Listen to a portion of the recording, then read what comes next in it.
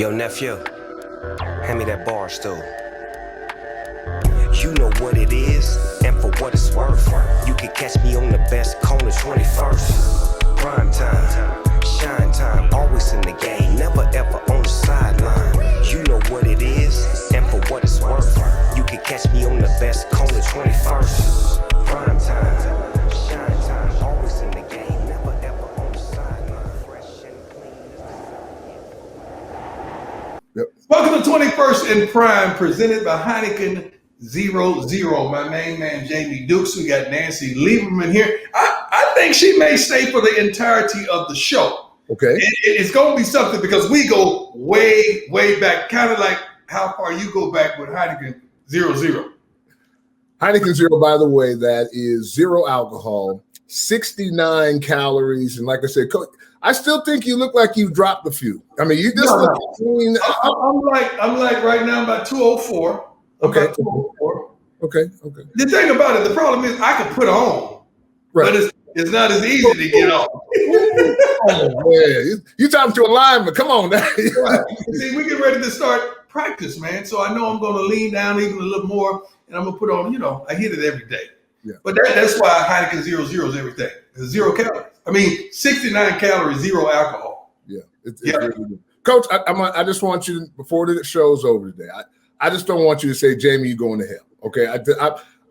There's a serious conversation, and what seems to be a small event, I think, is a gigantic event when you start talking about the foundation and the fundamentals of sport. What is sports? There was an old saying, that was fun. There's no I in team. However, there's an I in Dion. There's an I in Jamie too. There's an I in Prime, and there's an I in Win. Yes. But at the same time, I'm a Star Trek guy, and I'm gonna let you run with this. And then I understand, but there was a profound statement that Leonard Nimoy utilized. The need of the many always is more important than the need of the one. Good. Never heard that. And so here we have a situation where Simone Biles, she is Miles is I am one of her biggest fans. But whenever you say that, you get ready to attack. No, I'm not. Whenever you say I really like that person, or I'm one of their biggest fans of, that's my dog, you get ready to attack. No, not attack, but because that's the problem. Okay, so you fall into a trap. I'm gonna check you on this for a second. In other words, we're in a society now where people are expecting an attack, as opposed to sometimes we just want to have a conversation. True. And this is one of those cases where I believe we really, really have to have a conversation about what transpired. Everybody's sensitive. That's why isn't that one of the many reasons we brought Nancy on? Well, why don't we do that? Because, Coach, we need a coach who's a coach. We'll have two coaches on, championship coaches, on. This is not just a championship coach. First, you got to get to that. I was on Hall of Fame. That's where I was getting to the Hall of Fame. I was going back. No, you got to get to the Olympics. You got to get to the Globetrotters. You got to get to the. She's really a sister, but she's right. She's done some incredible things. Yes, you got to get to all of it. I was working my way there chronologically, though. Never mind, forget it. You done messed it all up. Go ahead. I could give her a 10-minute intro, but the best intro I could give her is, this is my girl. This is my sister. This is my partner. This is my friend. This is a person I look up to and I look out for. I love her to life. She's my fancy. I don't even call her Nancy. She's my fancy Lieberman.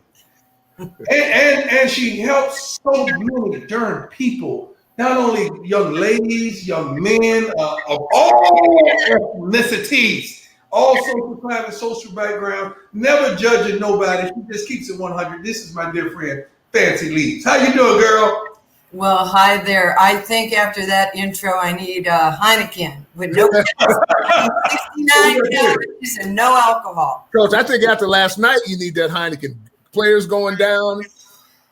It's tough, and Coach Prime will tell you that you're only as good as the players that play.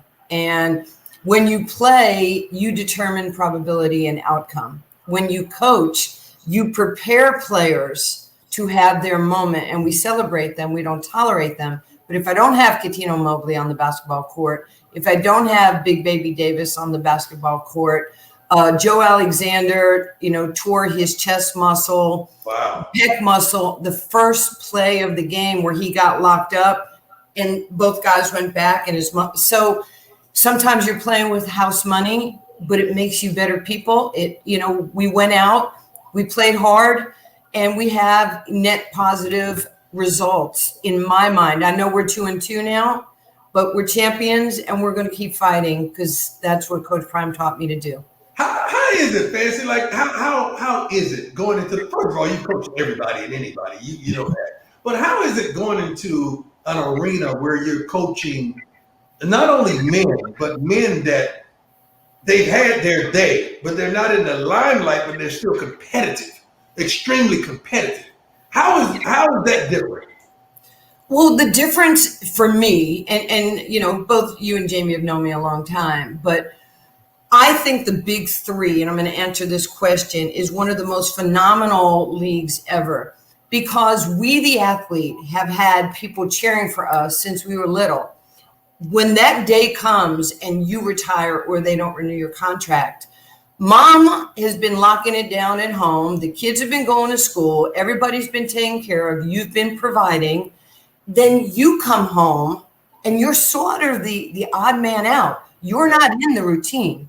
And you have to find your footing. Wow. And what I have taken from what Ice Cube has done is this league can bridge you to that next stage. Oh, awesome. You know what I'm saying? Because that's the way to dissect. That's why you nasty Lieberman. That's the way you dissect it. That is awesome. But D, it's mental health. Mm-hmm. You've been trying to give your family generational wealth and change their life for generations and family members. But then when the cheering stops and those big paychecks stop, it takes a hit on you mentally, emotionally. And, guys like y'all are big and strong and wonderful, but you're human beings. And, you can have depression, you can have anxiety. So I want the moms, the grandmas, the aunties, the children in the locker room. I want you around your dad. I want you to see what your dad did. When Derek Byers and he didn't play a lot for me, I picked him up to replace an injured player. He hit 2 foul shots to win the game a week ago. His wife took pictures of his 7-year-old boy screaming, "Daddy run, Dad." I'm telling you, I'm getting chills now because that might be the last game-winning shot this young man might hit, and he's only 37 years old. Wow. That's when you went back to play, I believe, at 37. Yeah, 37. So I see it, there's micro and macro, and I see a bigger picture of life for these guys, and it's my job to set them up for success and let them know how valued they are today, yesterday, and more importantly, as a man in their household. I love it. Coach, the whole, you're an Olympian, a 300-time Olympian. That you slept at the Olympics. As a matter of fact, we had a sidebar conversation about what goes on in the Olympic Village. We'll ask you about that on the next show, but not this show. No, one thing about Nancy, you have to sugarcoat now. She's going to tell it like it is. No, I don't want to know about it because we don't want to get distracted. No, Nancy, do they get busy? What goes on, Jamie, back there? Do they get busy at the Village, Nancy? Every day. That's all I need. Thank you. Every day. Thank you. So don't wait from home, man. You get lonely, Jamie. Remember Prime 21? It's a club with beautiful bodies and beautiful minds and people from all over the world. And now with social media, all these other athletes, and there's that natural law of attraction, right?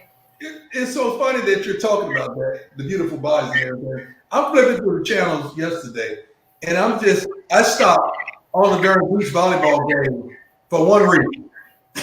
Bodies. Oh my God, what is this? I mean, they were at least the shortest girl competing 2-on-2 was 5'11". bodybuilder and just looked like models. It was Jamie. It was crazy, and I had to really check myself. Like, Coach, why are you really watching this? But you've always had a kryptonite to volleyball players, and I'll stop. Hey. I'll stop it right there. Hey. That was it. You've always had that kryptonite. Hey.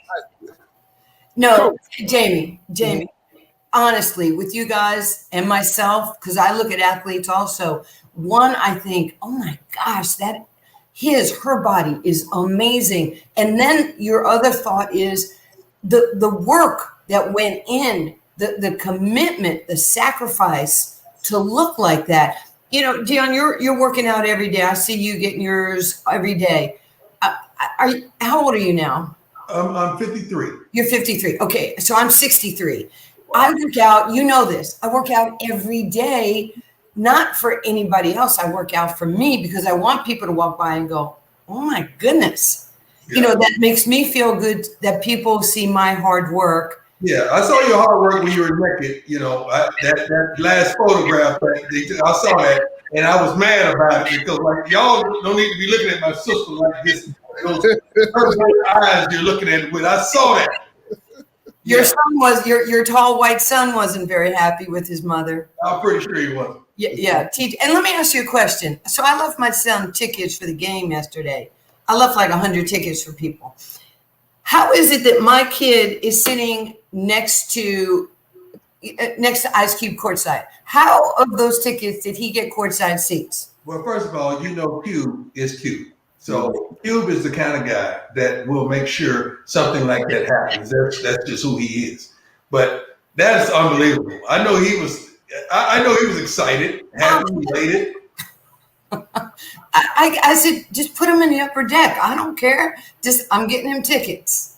And he's sitting, I'm doing something on the board, and all of a sudden I look left, and my kid is there. And goes. Maybe she's saying kid. And you know, when you say kid, you think of something small or minute. Can you give Jamie TJ's measurements, please, measurables? Yeah, TJ's 6'9", 20, just turned 27 last week. Right.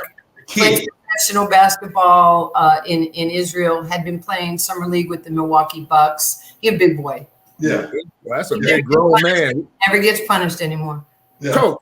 Coach, I think the cauldron of sports, I'm trying to be diplomatic here because people they don't understand dialogue. And people, we're in a cancel culture situation. So I'm trying to be as politically correct as I can. You don't have to be. Just shoot. Just tell me what you got to say because I'm going to. What do you think of the bio situation? Okay, we have to. First of all, here's what I'm going to say first and foremost. I respect the fact that she got to start. You see how she just set it up. Let us set it up. Let me finish. Okay, go ahead. I respect it because, in golf, you get the yips, or in my sport, you hit your shot. I'm not falling off the court. This woman has to do stuff in the air. It's a different mechanics and a different mindset. She goes up and she's got to twist and land on a bar this wide. She could seriously get injured if you're not mentally right. So I respect that 100%. I don't understand the pressures because everybody on this show right now has had pressure in their career. Greatness requires understanding of your moment. This is the Olympics. I couldn't wait to play in the Olympics, and I was 17 in high school. I was not afraid of anything. I'm not afraid to go into Rucker Park. I'm not afraid to coach NBA guys who are predominantly African American. I am wired, maybe our generation is wired differently. I believe that social media, thoughts become things, and there's so many abstract thoughts from a lot of smart people, but a lot of ignorant people, and it filters into a lot of young people's thinking. That doesn't mean I can't be empathetic. I would hug her. I would high five her. I would try to understand what she's going through, but I'm being transparent. I have never had those moments in playing in the Olympics or playing for a gold medal. playing for the Lakers in Pat Riley or the Jazz in '86 for Frank Layton, playing for the national championship twice at Old Dominion, I only had one thought, and that was trying to be great and trying to be better than you and helping, lifting my teammates to that level. I don't know what that feeling is, so I can't totally dismiss it. I have to respect it. I just don't understand it.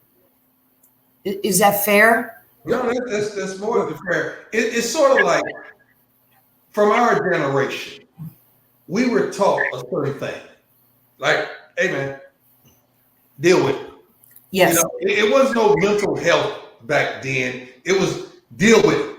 Either you do your job or go, or we find somebody else to do this job. It was like that. So you got this group of people saying, you know what, I applaud her.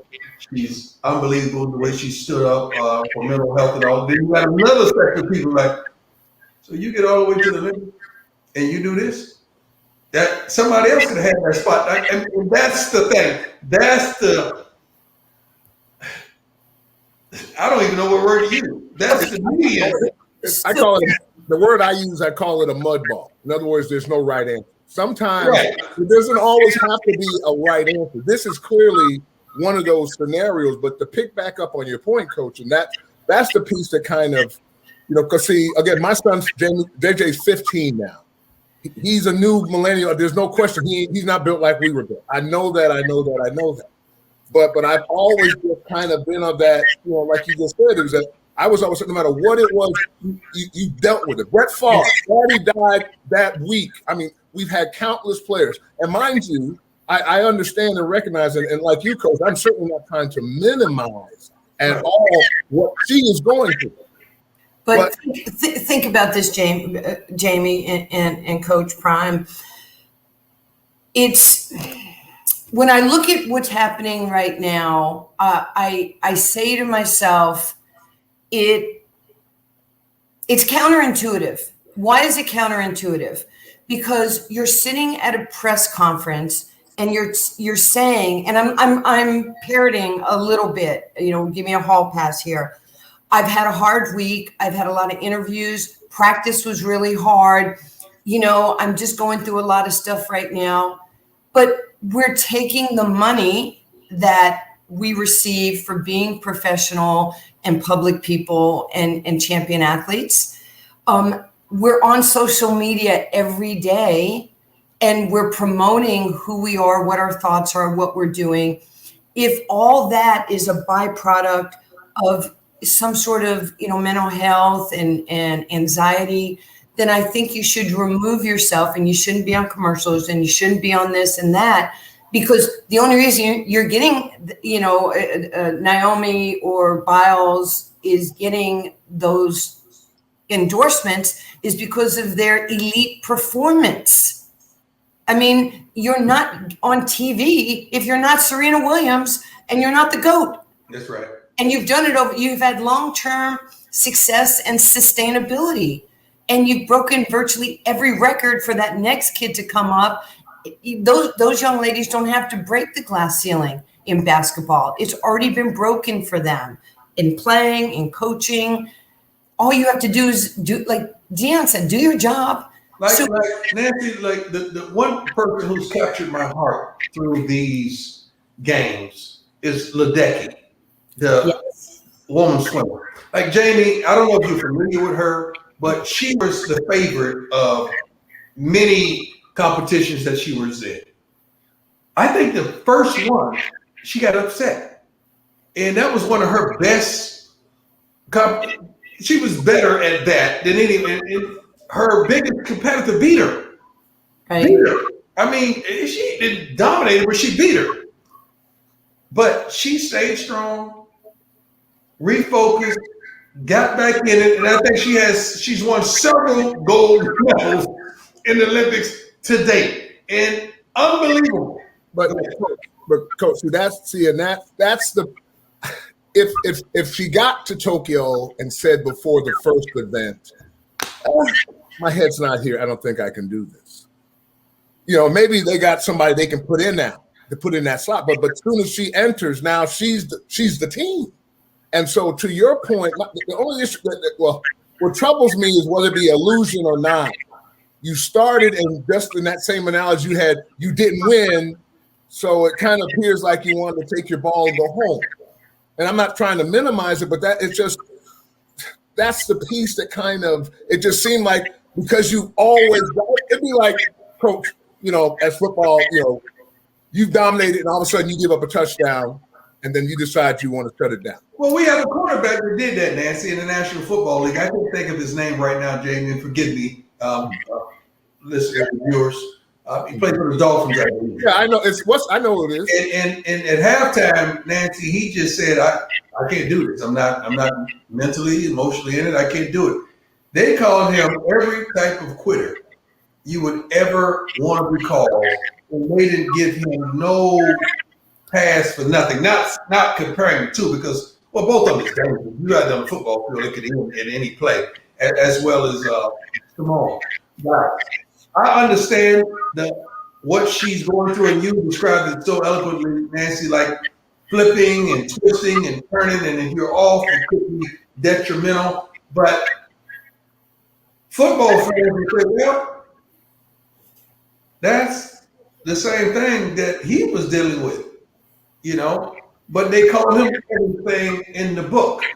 We're in a new generation, and you just got to understand things are different. Things will never be like it once was. And mental health is real. It ain't going nowhere, and you better respect it because it is what it is. And honestly, I can say this candidly, and I can speak for both of you on here. We've all dealt with mental health while we participated and played the game.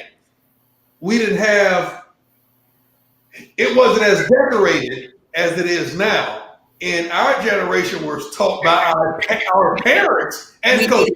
You better get that goddamn play. We hid it because we were taught to hide it. Dion, how many concussions did you have in your career that you didn't even tell people you had concussions? I had a concussion, Nancy, and went back in the game, grabbed my helmet, went back in the game a quarter later, and ran a punt back for a touchdown.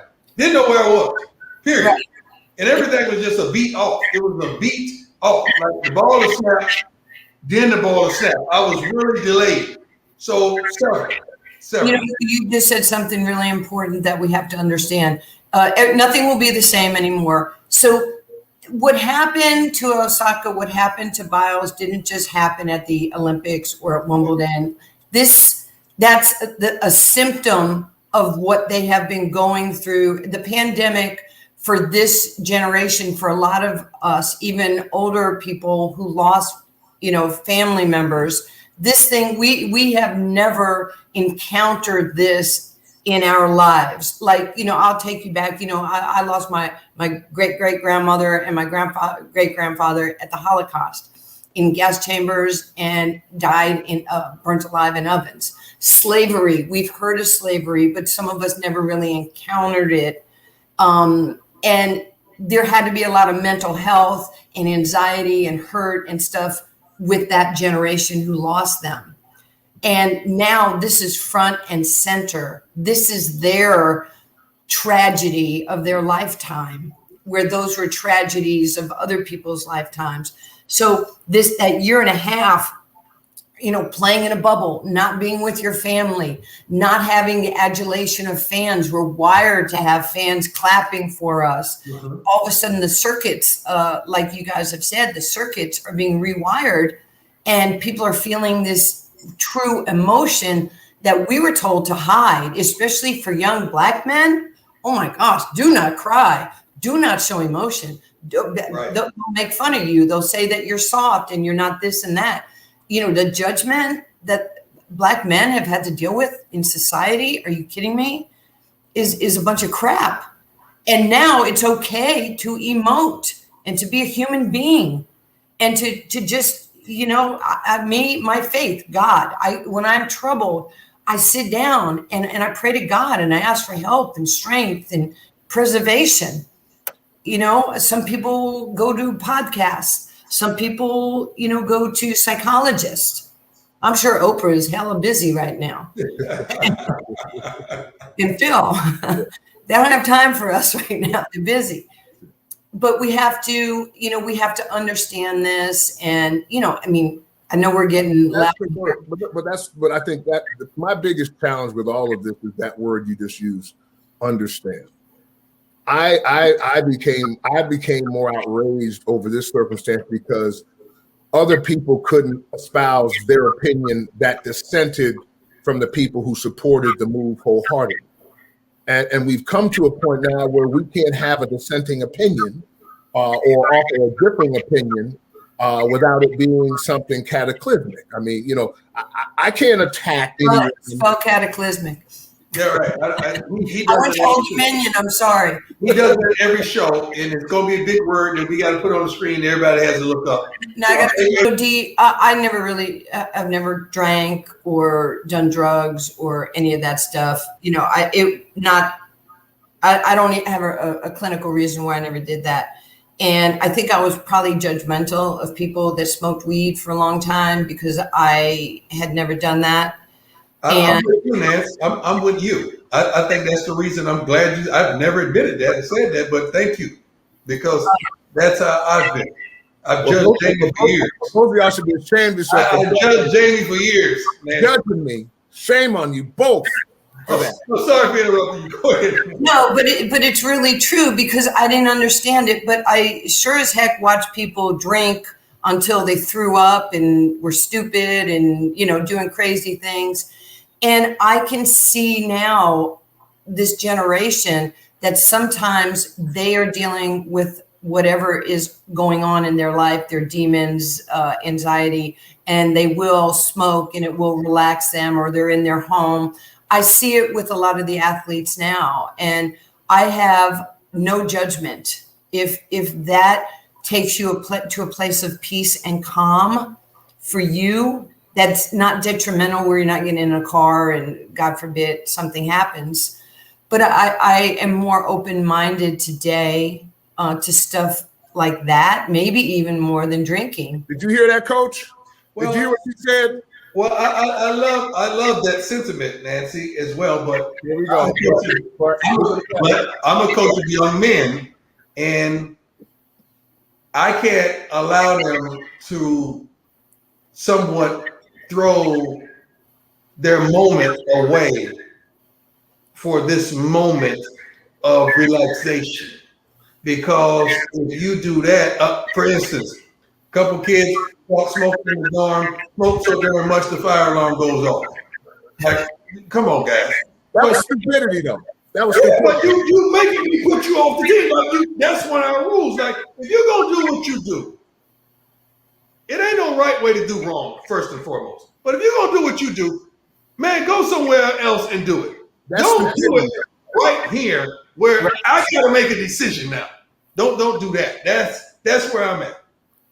Dion, when I was coaching in the G League, I never told you this story. I never told anybody this story.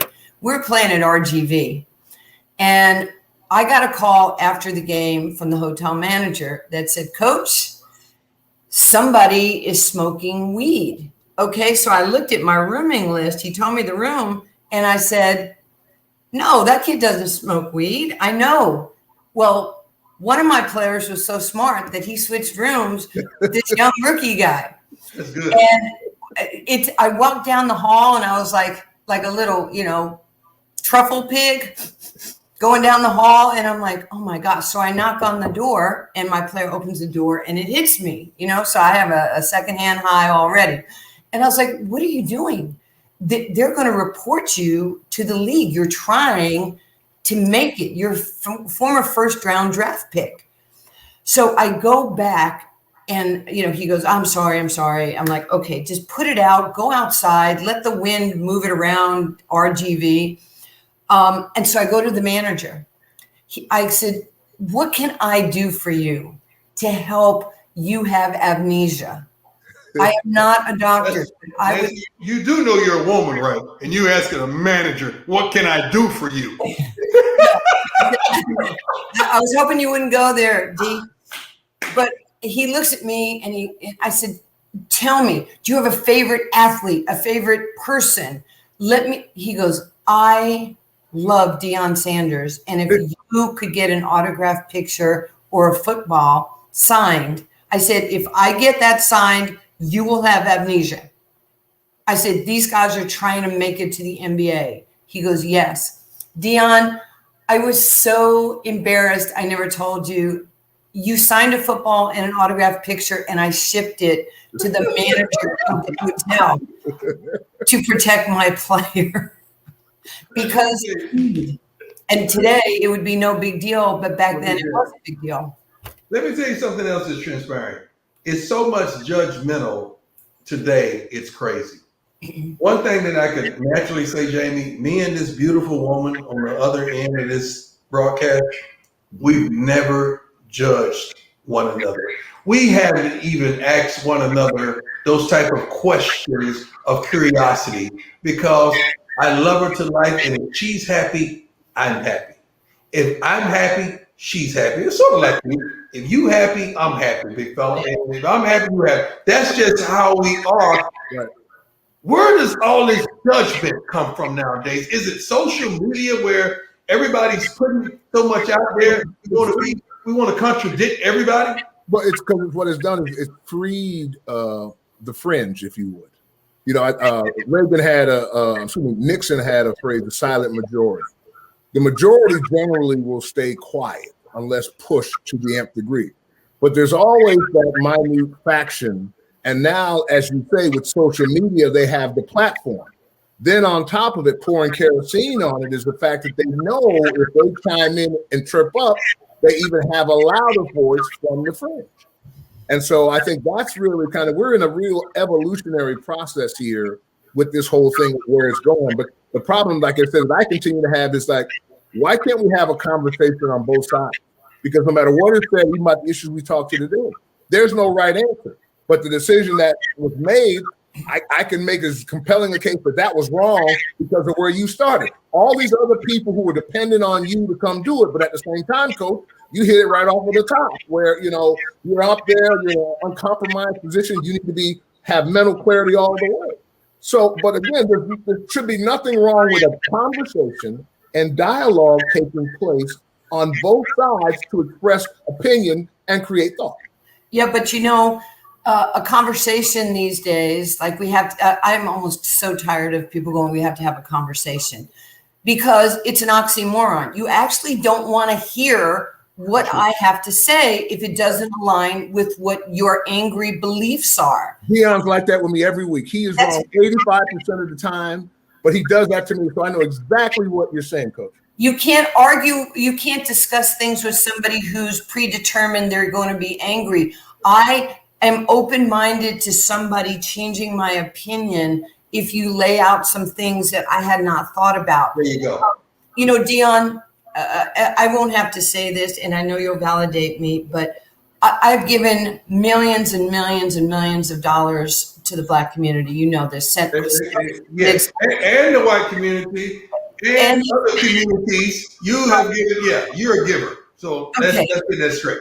I'm an Olympian, okay? I am a hand over my heart during the national anthem. I respect if you want to take a kneel. I respect if you don't want to be out on the field. Please respect that I am going to put my hand over my heart and I'm going to listen or sing, which is not very good, for the national anthem. I have a flag on my home.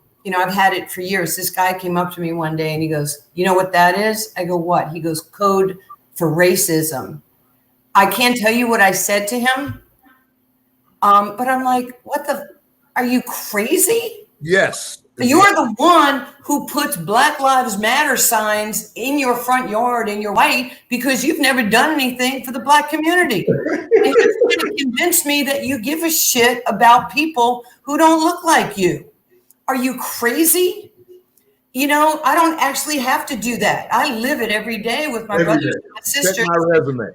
Yeah, but you're going to tell me because I have an American flag at my house that it's code for racism? Oh my gosh. I mean, people are out of control now. I think social media has given everyone a voice. everyone a platform, everyone an opinion, everyone has a say so. It's up to you to what you want to listen to, condone, condemn. It's up to you. Excuse me? Let me add one caveat to that. Go ahead. Social media has also given athletes and entertainers a platform that many of them don't need either. Because they say something, in many cases, not off script. You have to know what you're talking about when you're dealing with these other issues. You have to be informed. Before you jump out there, you better be informed or they're going to eat you up. But just because I have a gift, that does not mean I'm the spokesman for this. That means that I was a heck of a darn football player and an okay baseball player. That doesn't mean I'm the spokesman for this. And quit putting me up to be the spokesman for that. Just because my sister's a Hall of Famer with game, could go to Rutgers Park, to anywhere you want to do her thing and coach her butt off, that doesn't mean she's the spokesman for this. Correct. If she wants to add to it, cool. But don't be saying, "Oh, why haven't you said nothing?" Because I ain't want to. You're right. I'll take like Magic Johnson, back in the day, and he's been amazing because he overcame, living and the AIDS virus. He is an authority on what he talks of. I deeply care about that, but I am not an authority. So like to Dion's point, you can be able to go out there and say, I'm supportive or I'm not supportive of the gay community, of, Asians, of, all that. There's so many things you can be supportive of in life. But, years ago, it's funny, Madonna came out with a great quote. It says, you're entitled, I have an opinion and you're entitled to it. And then you have to discern that might not line up with what I feel, but I hear what other people are saying. And if we do that, we don't cancel each other and we show respect for each other, and we still have to live together and we still have to work together and we still have, lift when you rise, help other people around you. I got a question, and I pray to God it doesn't make any of us uncomfortable. But I just want to know, because it's so much power and it's so much strength, and we could all learn from it. How and why is the gay community so strong and so powerful? It's almost like, hey man, you can say anything you want, but you go there, you better put on a seatbelt because you're gonna have some problems. They rally around each other for causes that are important to them. I mean, in the gay community today, they have come so far. Think about it. You can get married. You can have health insurance. Years ago, if one of your partners were dying of AIDS, you couldn't even be in the hospital room because you weren't, quote unquote, a family member. People respect the gay community because, they do beautiful things. They refurbish communities. They're pulling together. They're not tearing apart. They're not fighting and killing each other. They're supporting each other. And I think if we could have that, throughout other communities, it would be fantastic. And I'm not saying the gay community people are perfect. They're human beings. We all, have our errors of things we do. But I mean, I just haven't met many gay people who aren't happy and do things together in the purpose of love. And Ali told me, Ali was my lifelong friend and my hero and my mentor. When I was 19, Muhammad Ali told me, the greatest religion of all is love and kindness. The gay community is stronger to me than some races combined. Well, it's because it's one word that we're not talking about. It's passion. Passion, success. Same thing with PETA. PETA, the gay community share the same thing. They have a passion so deeply for what they believe in. You can make an argument that the reason why certain legislation is passed is that even in the African American community is that we didn't have the passion until we got pissed off. You Then know, when you get pissed off, then the passion kicks in, because it's passion that runs it, along with coaches. Organization is the key to that. So you have smart people, but to me, the core piece of all of it is the passion that they have for the cause. I don't think I've shared this with any one of you, but my cousin who's gone on to be with the Lord now, nickname is Junebug. His name is Marvin Mills. We call him Junebug. Junebug died years ago, but I can remember when we were in grade school and Junebug was gay. And they would ridicule him and mock him and come at him. And literally, I fought and whooped dudes because they was coming at my cousin sideways. Some instances, he might have provoked them, but I just didn't believe that you can just bash somebody and try to overpower someone because you were stronger. And from that, as a youth, I don't think we were older than 9, 10, 8 years old. He was 3 years older, but I still was there fighting for him. And then that went on to high school. And in high school, we had guys in our high school that were out the closet already. I mean, we had this gentleman named Cleve that wore Gloria Vanderbilt's and a blouse. He won best dress for the women. And I remember, and one of my dear friends, Peter Rice, his brother Ira Rice, Kurt Rice, was also in our homeroom, and Kurt was my dude. It's like I always protected them and fought for them because I remember what happened to Junebug at an early age. So I've never been one to judge, to mock, to ridicule, and I've always had love for those different communities.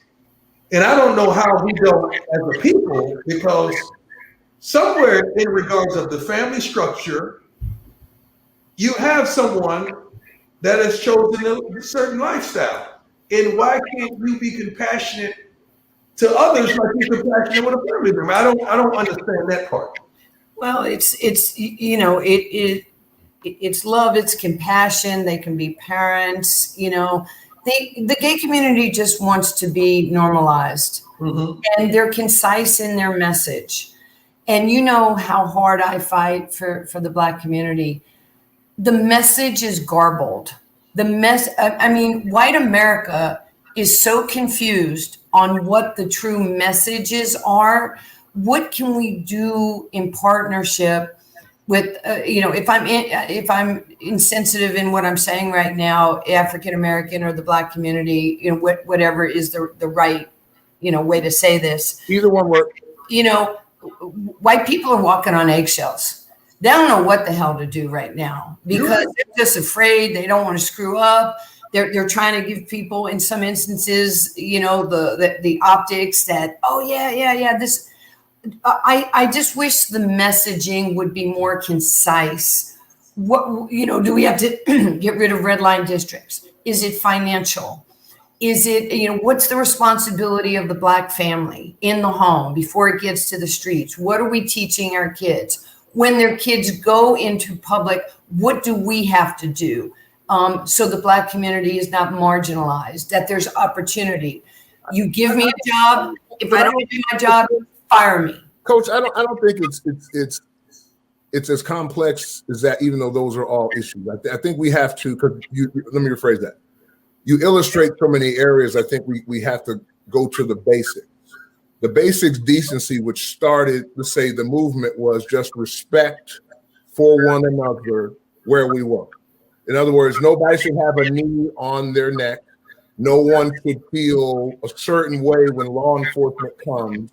And if there are things where behavior is condoned and protected through unions and this, that, and the other, we got to eradicate that. And if we stop right there, don't go any further.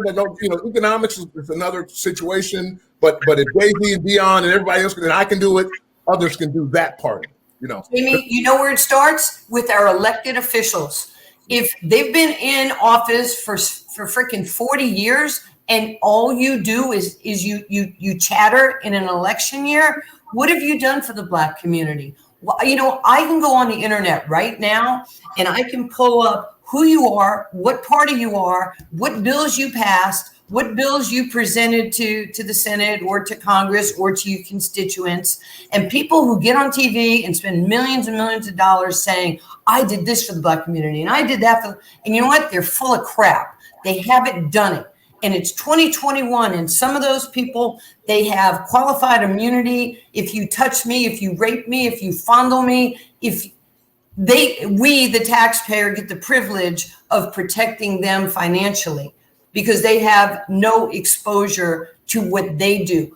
And then that's the rule. When you hit that button, you pull up those names and you click on that picture and that person's Black. What did you say, Dee? When you pull up those names and you click on that button and those elected officials are Black. Well, for me, if a Black official has created bills, has created some sort of law that they're going to try to get passed, they have work to do also. But our government hasn't done anything. You can ask local business people or national business people, but if we don't start putting things into law.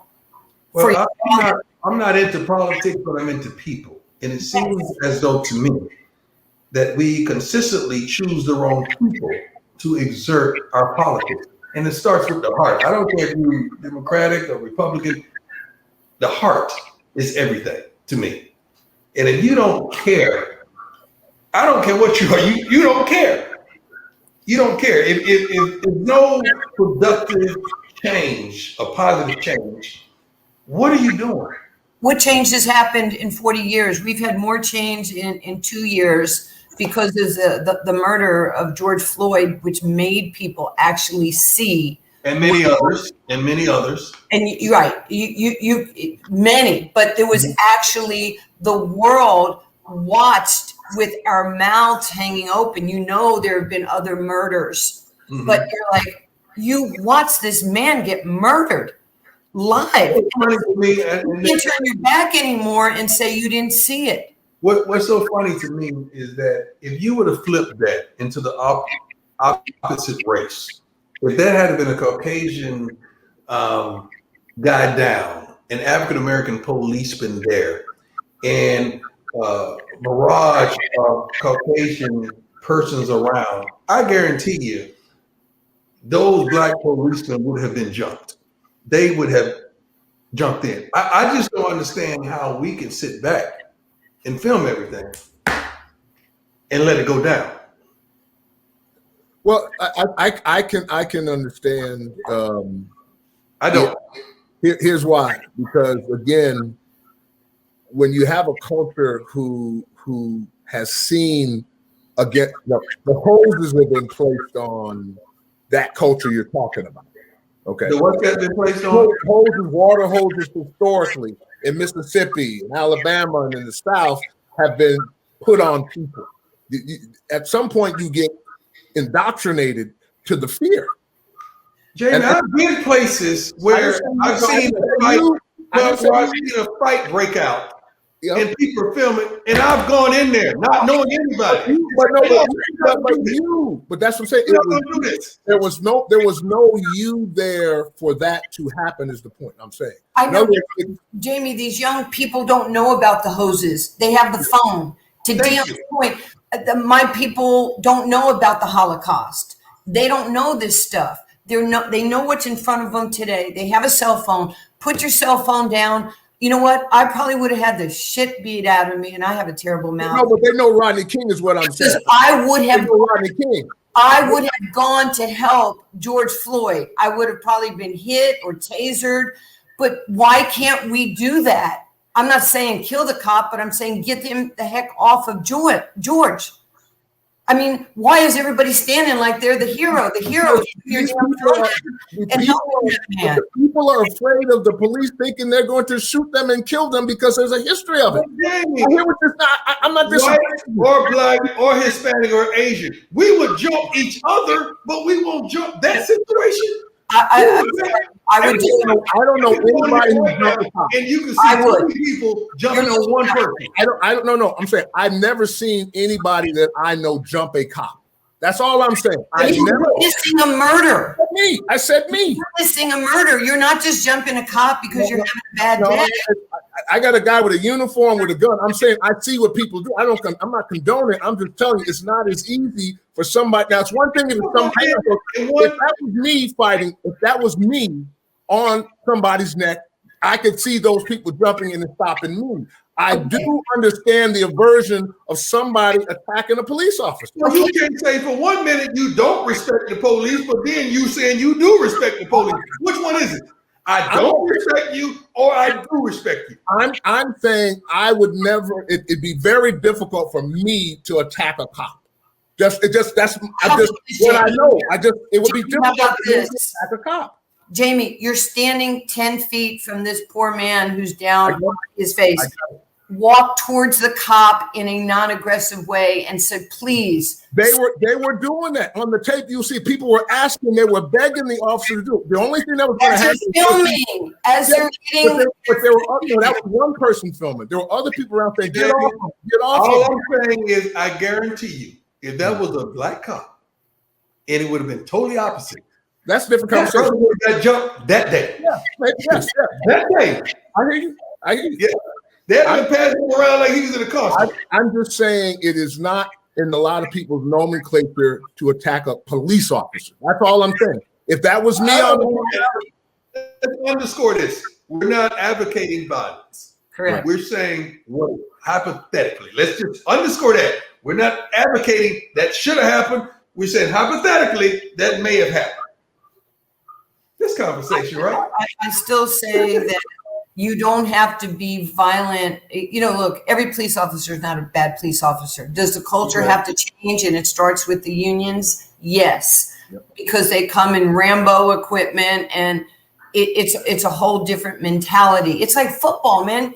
Your whole life you've been taught to hit and to be violent. And then you're in this situation and, I don't even, was it Derek, whatever the cop's name was, that guy needs to be put in the electric chair for what he did. Okay. It was horrible, but I'm telling you, I know I'm going to die at some point in my life. Jamie, I would have gone if I was. I know you were the coach. I would have. But I was saying that we're going to go on this. And number one, we appreciate you joining us. I'll let Dion say goodbye in a minute. And I don't disagree with anything you said. But I do know that it takes heroes. I got two heroes talking. Not that you're trying to be heroes, but heroes are built in your nomenclature. They're not taught to you. It's something that's in you. So I understand from that perspective. But I do also recognize things that may get in the way of others making a move and doing something. And but let me say before we get out of here, Coach, about our friend. No, we can't. We have a basketball mind. We got a Hall of Famer. How can we let her go without asking her about what transpired for the Lakers? Give me your thought on that. Well, Westbrook? They had to blow that up. They really did because they just didn't have the talent, and they had injuries. So, it was a tough year. But I think that, people have said this before. Actually, LeBron James has said this. If he's the best shooter on the team, they're in trouble.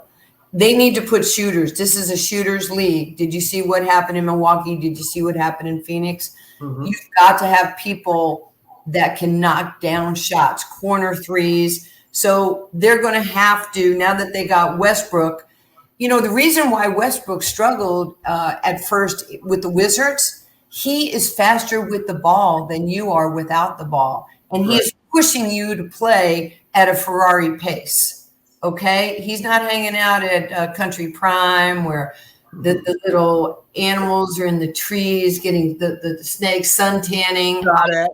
I was scared to death.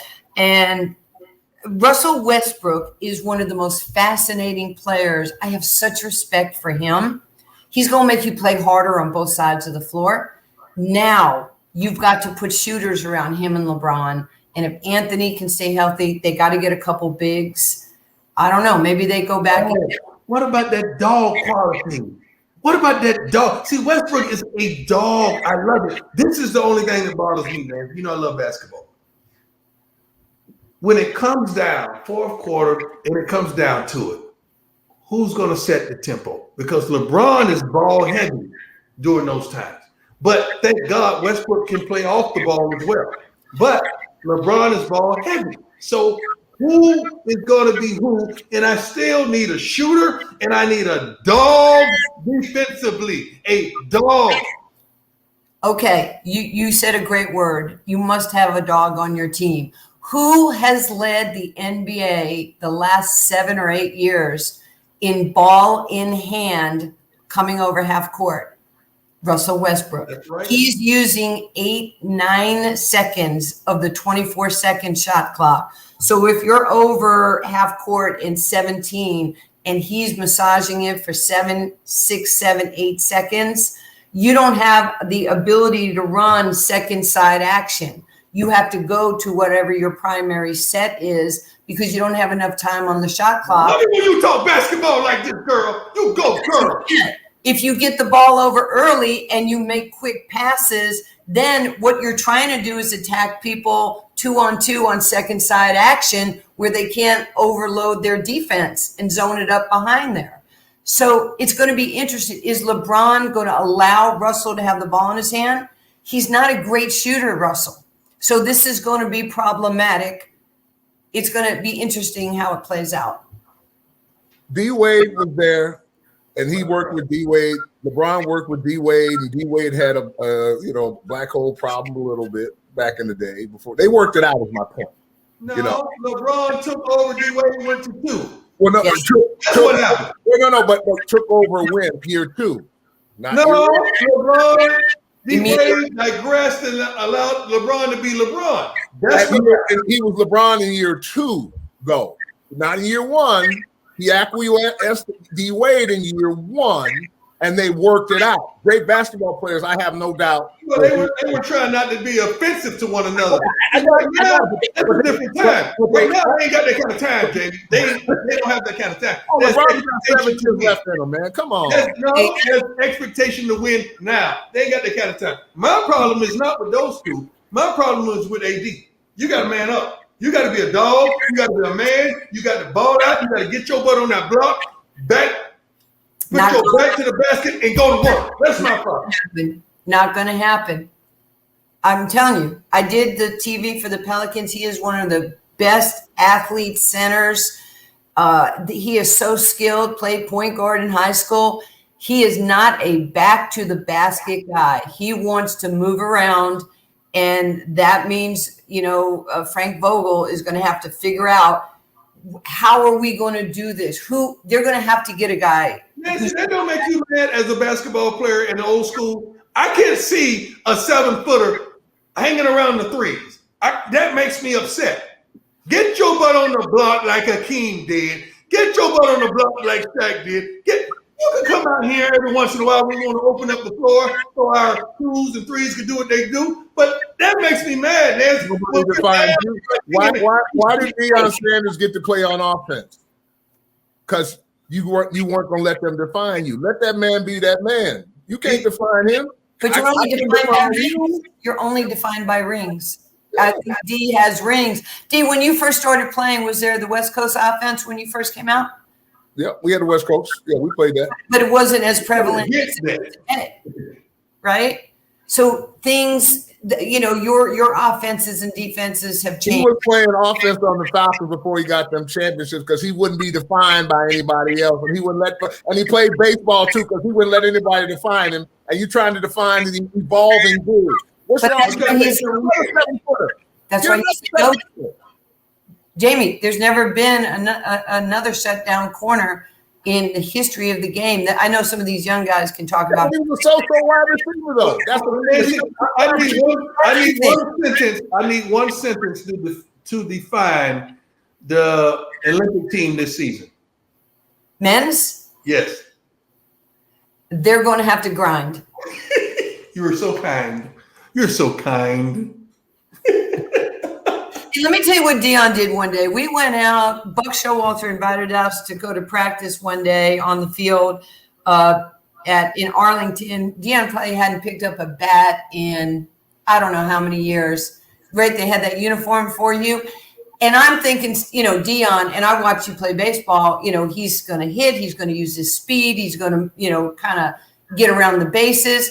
He gets in there and he hit a home run in right field. And I was just like, you have got to be kidding me. Do you remember, D? Yeah, I remember. Well, first of all, I love Buck Showalter. That's my guy. He was fantastic. He's an unbelievable I gentleman. couldn't believe you just like hardly any reps and you hit that ball out. It was unbelievable. You're phenomenal. Well, I try my best, and you are too, sis. I love you to life. I appreciate you. Please tell Daddy Longlegs I said hi. I will. Thank you, guys. Thank you, Fancy Lee. I need a Heineken. We'll get it. We'll get it to you. Bye. Bye-bye. Before we get out of here, let's talk about our friends at Cross Country Mortgage. Rates have never been better. Write this website down.